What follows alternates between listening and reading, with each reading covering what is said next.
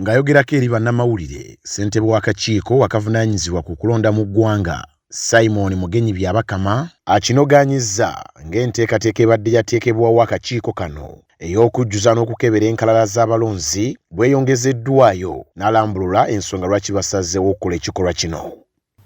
Bagende ku bifo ebyo beewandiise nga balonzi. Ekigendererwa kyokubiri kyali nti abo bonna Bannayuganda ng'oli mulonzi oyagala kukyusa omwanya oba ekifo kironderwamu ba polling station, ng'oyagala kudda mu polling station eri mu muluka gy'obeera oba gy'ozaalibwa, bagende basabe nti njagala kukyusa ekifo.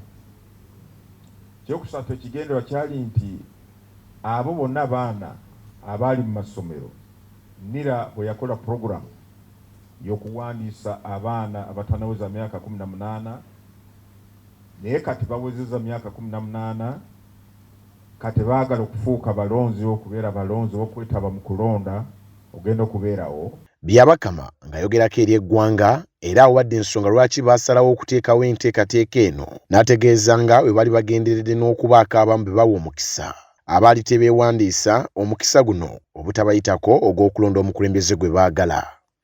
Okusooka ne tutunuulira wano we tuyimiridde kati tuyimiridde tutya. Ne tukizuula nti kawufuuni kuba bwe yatandika twakawandiisa abalonzi abapya 36,000 mu 1432. 36,000 mu 1432. Ate aba basabye okukyusa ekifo kironderwamu oba ebifo bironderwamu bali 29,000 mu 2021. Your register mu polling station zonna mu Uganda teri muntu yenna ajja kukirizibwa nga yagala okukyusa ekifo kironderwamu oba okwewandiisa ng'omulonzi. Nolwekyo mukozese ennaku zino 7. Kati ono yeebazizza bannayuganda olw'okujjumbira enteekateeka eno naawe okusoomoozebwa okukyaliwo wabula n'agumya eggwanga nga bwe bakola guno na guli okulaba nga okusoomoozebwa kwonna kuggweerawo ddala. Ebiseera bino okuva ennaku 2 mwezi ogwa January n'okutuuka kati bonayo nga tunewandiisa ate ng'oli Munnayuganda olina emyaka 18 tukwegayiridde genda okozesa omukisa guno. Abo bonna babadde baagala kukyusa ebifo bironderwamu nga tunakikola mu nnaku zino 20 mu mwezi gugwawo leero, tukusaba n'akozesa omukisa guno ogende weewandiise nti oyagala kukyusa. Kati ono abuuziddwa ku nnongoosereza ezaagala okuleetebwa mu ssetteeserezo w'eggwanga oba teziikose kakiiko kano n'alambulula bw'ati.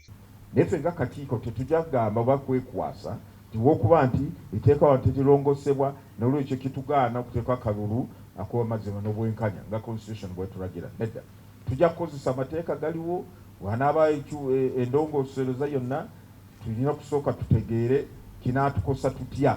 Kati okujjuza enkalala n'okukebera abo abagwanidde okulonda omwaka 2026 kwongeddwa ennaku 7 era nga akakiiko k'ebyokulonda mu ggwanga kakubiriza abantu bonna okulaba nga bakozesa omukisa guno kubanga gwe gusembyeyo.